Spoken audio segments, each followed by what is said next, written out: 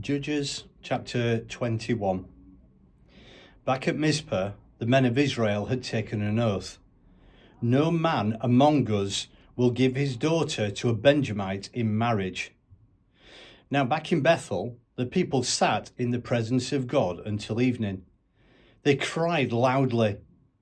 There was widespread lamentation. They said, "Why, O God, God of Israel, has this happened? Why do we find ourselves today missing one whole tribe from Israel?" Early the next morning, the people got busy and built an altar. They sacrificed whole burnt offerings and peace offerings. Then the Israelites said, "Whom from all the tribes of Israel didn't show up as we gathered in the presence of God?" For they had all taken a sacred oath that anyone who had not gathered in the presence of God at Mizpah had to be put to death. But the people of Israel were feeling sorry for Benjamin, their brother. They said, "Today, one tribe is cut off from Israel. How can we get wives for those who are left? We have sworn by God not to give any of our daughters to them in marriage." They said, "Which one of the tribes of Israel didn't gather before God at Mizpah?" It turned out that no one had come from the gathering of Jabesh Gilead.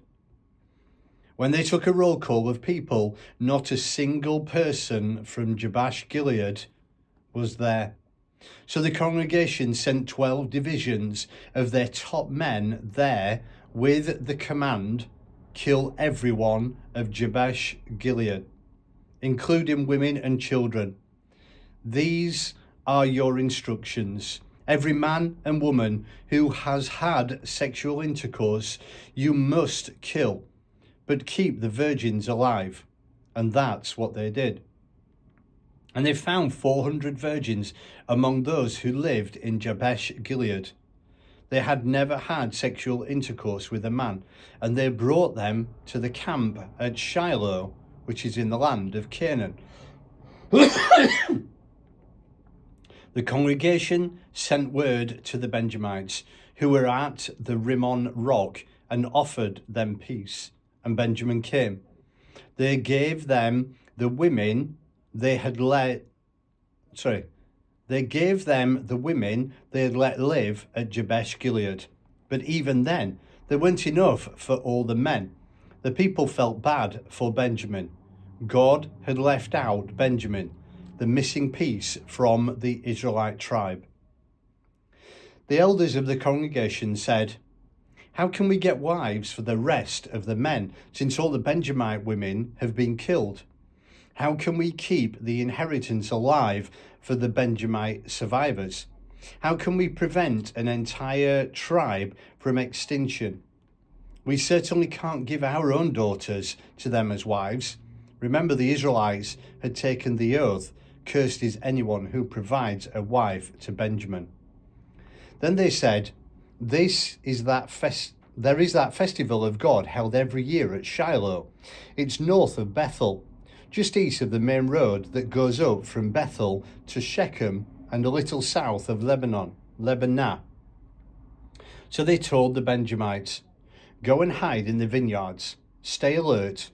When you see the Shiloh girls come out to dance the dancers, run out of the vineyards.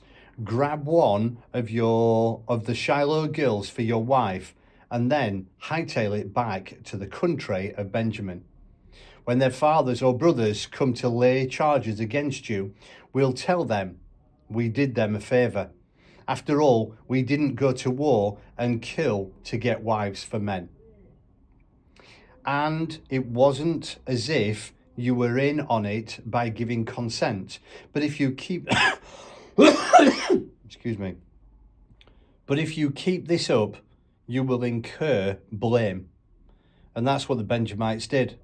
They carried off girls from the dance, wives enough for their number, got away and went home to their inheritance. They rebuilt their towns and settled down. From there, the people of Israel dispersed, each man heading back to his own tribe and clan, each to his own plot of land. At that time, there was no king in Israel. People did whatever they felt like doing.